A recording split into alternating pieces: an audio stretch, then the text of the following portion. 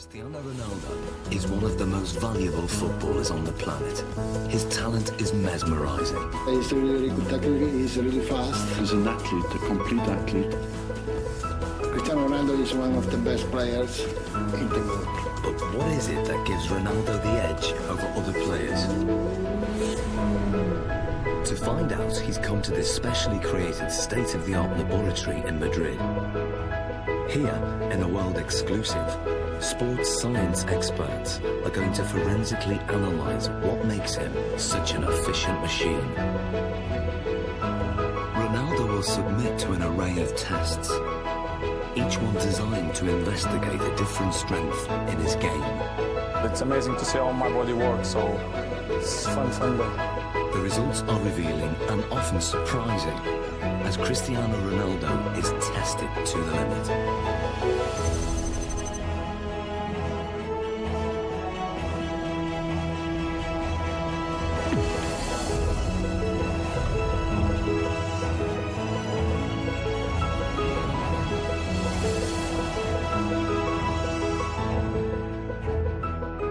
In the sports laboratory, Cristiano Ronaldo is about to undergo a series of challenges unlike any he's done before. He'll undergo tests for body strength, mental ability, technique, and finally skill. Guiding him through this is football consultant Andy Ansar. He's teamed up with leading sports scientists, hoping to uncover the secrets behind Ronaldo's tremendous ability. The first of the 4 challenges is one of the most crucial on a football pitch: body strength.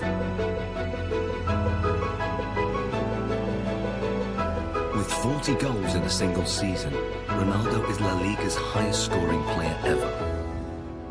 One of the fastest men on the pitch, his lower body strength gives him the acceleration to get that hair's breadth nearer the ball. And in today's game, every millimetre counts.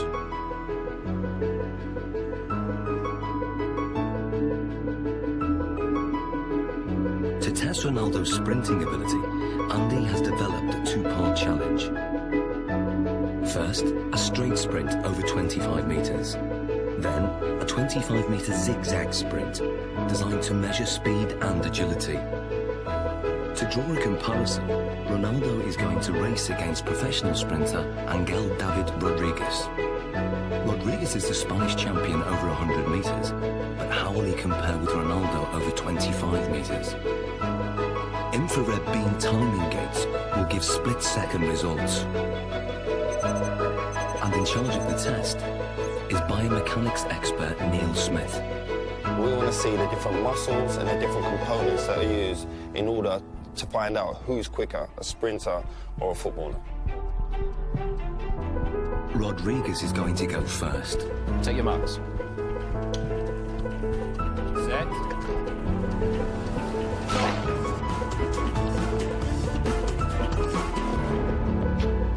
How do you do now?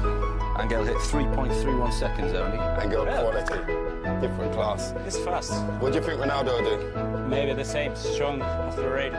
You sure? Yeah, I know. Slow-motion replays reveal that Rodriguez makes a strong explosive start, reaching top speed in under half the distance.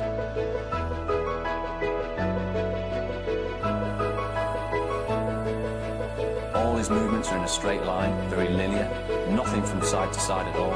Everything is moving in front to back directions. No energy is wasted. Rodriguez has a high knee action.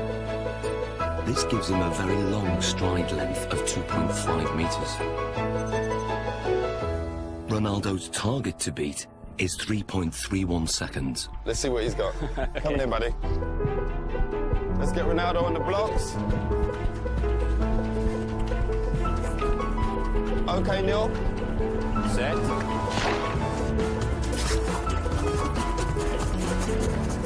Angel, come and join us. What was Ronaldo's time? He's done well, Andy. He's got 3.61 seconds. And what was Angel's time? Angel clocked in at 3.31. So that's 0.3 seconds. 0.3 difference. Different class, considering Angel's class as sprinter. That's not bad at all. So Ronaldo narrowly lost the straight sprint. On closer analysis, the reasons why are clear. From a sprinter's point of view, Cristiano Ronaldo's technique isn't the best, but then Cristiano Ronaldo's not a sprinter. He's very quick off the mark, but his style is quite different. He has to still think about the sprinting. That's where his head goes back. And if you go like this with your arms, the chances are behind you, your legs will be doing that also. And that means lower knee height. Because of his usual increase in speed and decrease in speed during a game of soccer, his stride length is quite short and quite sharp, quite staccato, and only covers 1.7 metres per stride.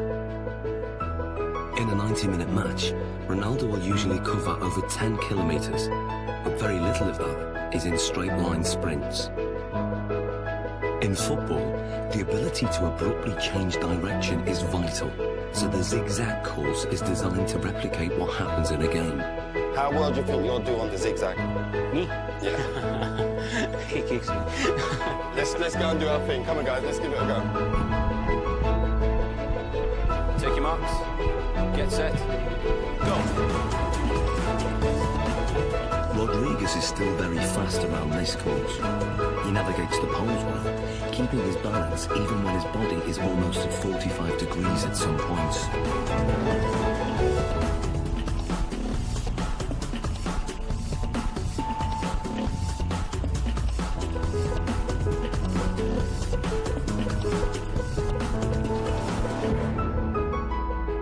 Rodriguez completes the zigzag course in 6.86 seconds. So Ronaldo's 6.86 to beat. What do you think? Well, because this is my type of work, I use more this in the game than run in straight line. So this is more my profile, my style. Perfect. Let's get them set. Okay. Good man. Take your marks, get set, go. Ronaldo's style again has very little in common with the sprinters.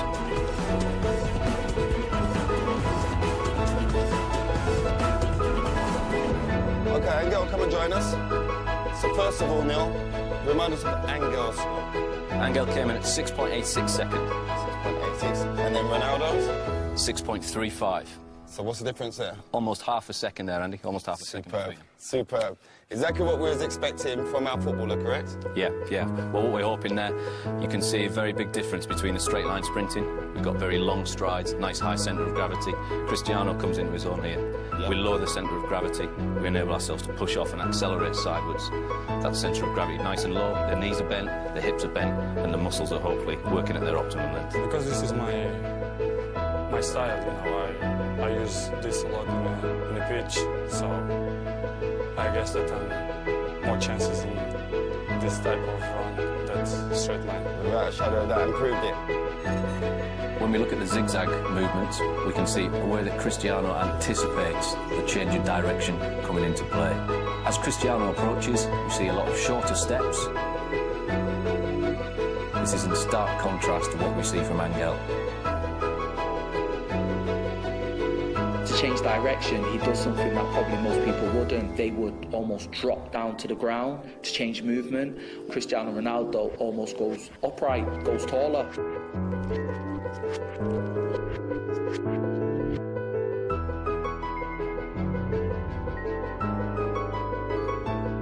Oh, look, he jumps into it with 2 feet this turn. Here we go. Yeah. There we go, there. Yeah, we can see Angel using 1 foot there to break in Yeah. one particular stride and to try and push off in the very next. Cristiano's decelerating using both feet. Yeah. Places his centre of gravity inside the line of his foot, Yeah. and away he goes. It's almost like he uses 1 foot primarily Yeah. for taking the braking force, as we see that inside Yeah. foot there. Then the outside foot is more for the acceleration Yeah. force. And Cristiano places approximately 5 body weights worth of force through that outside foot towards the next turn. So in what we're seeing now is he's multi-talented. That's a given anyway with Cristiano Ronaldo. But the way his body works and the way it's built and all the different components that he uses when sprinting affords him the ability to maybe perform in terms of an athletic sprint at the very, very highest level. Yeah, he's up there. We've seen his speed is up there. We've seen the movement and the agility is up there. He can change direction quickly. He can accelerate and decelerate whilst he's still concentrating on the game. Ronaldo won by quite a margin. His time over the zigzag sprint was 6.35 seconds. Clearly, his ability to corner at speed gives him an advantage. And fundamental to this is muscle strength. So before the next test, Ronaldo's muscles are going to be measured to see if there's anything unusual. Okay, Ronaldo, this is Luis. Hi. So we want to look at your body. We want to check everything out. What makes Ronaldo special? Okay? Okay. This is a state-of-the-art precision 3D body scanner. It uses a laser beam to create a visual profile of the exterior body shape and gives us exact measurements like height 185.1 centimeters, chest 109. Ronaldo has extremely lean, well-defined musculature. He has 3% less body fat than a supermodel. His thigh circumference is 61.7 centimeters, which is well above average. But his calf muscles are less developed, and the scan exposes a fact about their size that surprises Ronaldo. Mais à esquerda? A izquierda, sí, sí. Joga bem. Having uneven calf muscles hasn't held Ronaldo back. In fact, his body dimensions are part of the secret to his success. He has the long legs of a sprinter, the lean physique of a middle-distance runner, and the powerful thighs of a high jumper. What sets him apart is that he has all those attributes in one body.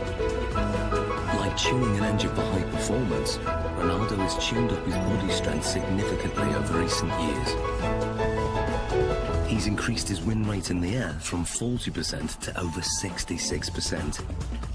He can now fly higher than many of his opponents. So next, Ronaldo's explosive jumping ability is going to be tested. Here we are.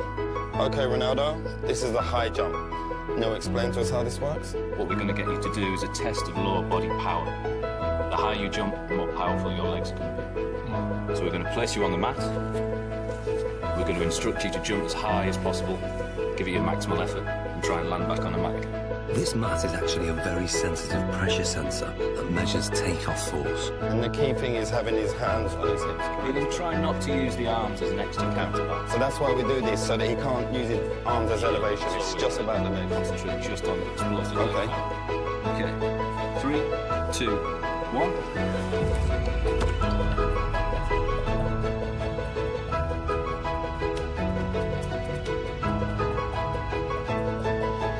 The result is surprising. Ronaldo jumps only 44 centimeters, barely average, with a force of just 1.5 times his body weight. Something's wrong.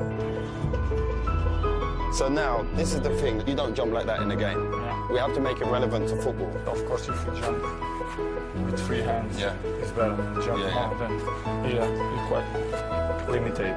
So can you also register that if I get Ronaldo to jump, if he comes in and jumps up off one foot and lands? We'll get the impact of the pressure as he hits the pressure plate. Let's try that. Let's try that. 3, 2, 1, go. Now the results are very different. Ronaldo's body strength enables him to jump 78 centimeters, which is higher than the average NBA basketball player can jump. His takeoff force is almost 5 times his body weight, or 5 Gs, the same as an astronaut goes through at takeoff. But what's more intriguing is what he does in the air.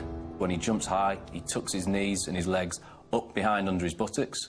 This has the effect of raising the centre of gravity temporarily, but enables him to give this impression of hanging in the air, ready for him heading the ball into the goal. Good, good, good. Awesome, Ronaldo. Let's move on to our next test.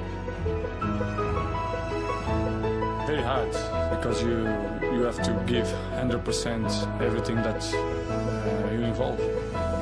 Ronaldo's muscle distribution and raw body strength